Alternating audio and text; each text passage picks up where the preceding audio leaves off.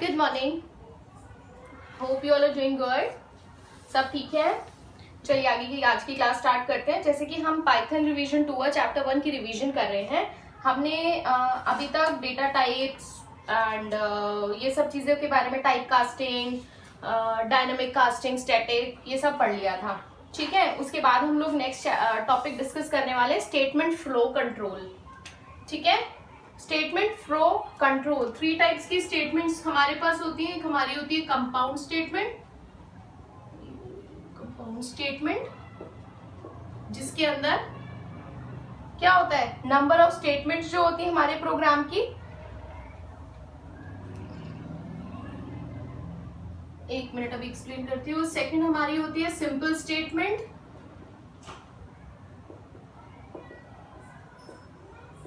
Third होती है empty.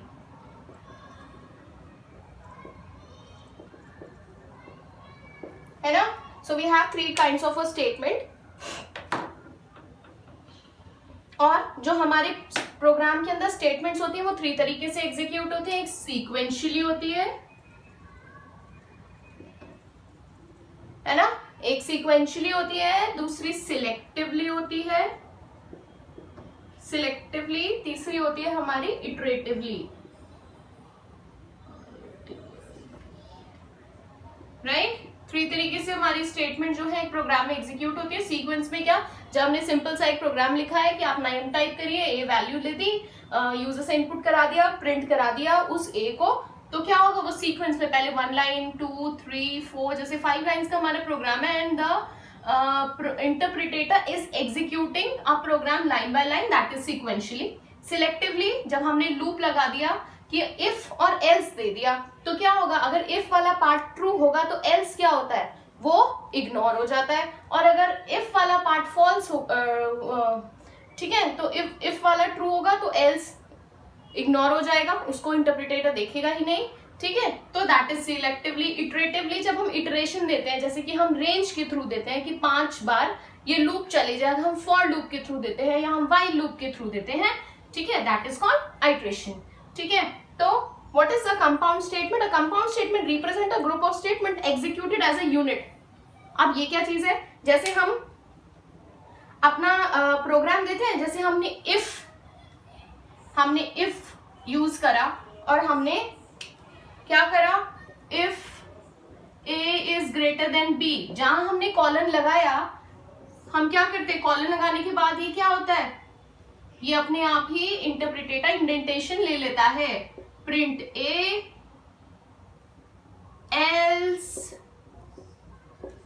Print B, ये होता है।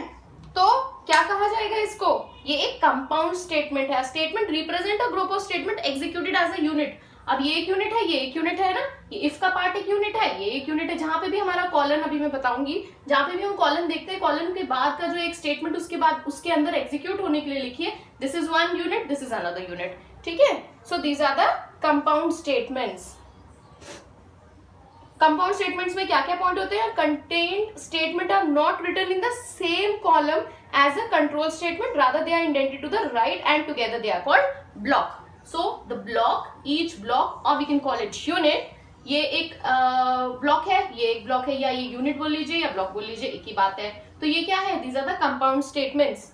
The first line of a compound statement, that is the header, contains a colon at the end of it। अभी मैंने जो बताया है ना, और ये इंडेंटेशन आती है, this is 1 block, this is 1 block, this and these are 1 ये जो ब्लॉक है इनको कहा जा रहा है compound statement. Next we have simple statement. एक प्रोग्राम के अंदर जो ये सिंपल एक लाइन दी गई है, these are called the simple statement. Empty में क्या होता है, पास का काम हम लोगों को पता है, पास का काम कुछ नहीं होता, जैसे ही हमारे प्रोग्राम में पास देखा जाता है तो आगे की लाइन को उसको इग्नोर करके आगे वो बढ़ जाता है, does nothing and moves to the next statement, the flow of control.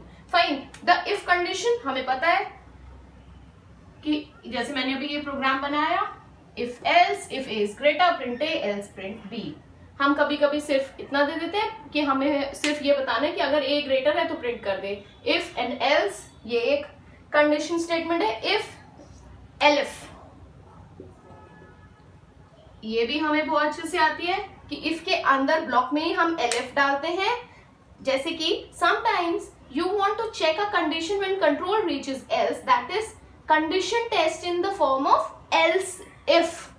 Fine, else if के लिए else if को मिलाकर ये बनाया गया है, मतलब एक if है और ऐसे सोचिए कि एक else है और उस else के अंदर ही एक और if है, ठीक है. सो दिस इज, इसलिए इसको elif बोल दिया जाता है. फाइन, मैं थोड़ा फास्ट जा रही हूँ क्योंकि ये चीजें हमने 11th में बहुत अच्छे से की थी. नेस्टेड इफ आपको पता है, स्टोरिंग कंडीशंस, लूपिंग.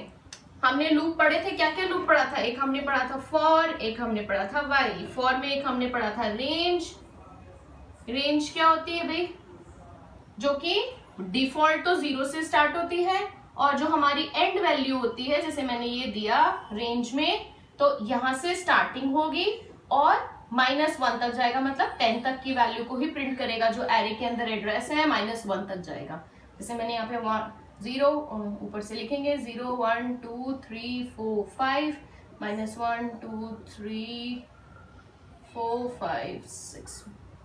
हाँ, तो ये मैं लिखूंगी अगर 5 तो ये कहाँ तक प्रिंट करेगा? सिर्फ 4 तक. और अगर मैं 0 ना दूं, मतलब आगे स्टार्टिंग ना दूं, सिर्फ एंड दूं, ये एंड ही कंसिडर करता है, एंड वैल्यू इसको कंसिडर करता है. So we know that default वो 0 लेता है. और अगर हम स्टेप वैल्यू आगे नहीं देंगे तो वो स्टेप वैल्यू को बाय डिफॉल्ट 1 ही कंसिडर करता है, एक ही आगे बढ़ता है. ठीक है, फॉर को हमने सीखा था हम कैसे आई के रेंज के साथ यूज कर सकते हैं. ये जब हम अभी थोड़ी सी इसकी एक क्लास ले लेंगे जिसमें हम प्रोग्रामिंग इसकी कर लेंगे, तब I'll explain you again everything. Break statement, break we know that जब हम चाह रहे होते हैं, जैसे मैंने यहाँ पे ब्रेक लगा दिया तो क्या होगा? वो इफ वाले पार्ट पे जाएगा, जैसे ही वो ब्रेक देखेगा वो इस पर जाएगा ही नहीं, ये एल्स वाले पार्ट पर जाएगा ही नहीं. फोर्सफुली हमें नीचे वाली स्टेटमेंट को एग्जीक्यूट करवाना ही नहीं है. बट अगर मैं दे दूं ये कंटिन्यू, तो कंटिन्यू का मतलब क्या है कि ये जाए और कंटिन्यू करे इसको भी, इस पे भी फॉर श्योर जाए, चाहे ये स्टेटमेंट ट्रू हो, लेकिन इसको भी वो चेक करे. ठीक है, so this is what break and continue. So we are done with the jump statements. ठीक है, नेस्टेड फॉर लूप हमने करा था. रेंज के अंदर एक और रेंज, जैसे कि हमें प्रिंट कराना होता है पैटर्न. बेसिकली हम पैटर्न प्रिंटिंग में रेंज के अंदर एक और रेंज, सॉरी फॉर के अंदर एक और फॉर लूप को यूज करते हैं, मतलब जहाँ पे रो और कॉलम की बात होती है. मोस्ट प्रोबेबली हम वहीं पर ही यूज करते हैं नेस्टेड फॉर लूप को. ठीक है, so that's all for today's class. आप लोग अच्छे से इसको जरा समझ लेंगे. कोई डाउट है तो क्लियर कर लीजिए. आई नो इट, मैंने ये थोड़ा फास्ट में बनाया है. क्यों? क्योंकि हमारे पास और काफी टॉपिक्स अभी दोबारा रिवाइज करने के लिए हैं. एंड दिस इज समथिंग जिसका हम क्लास में रिवीजन अब भी कर चुके हैं. 11th में भी हमने यही चीजें पढ़ी थी.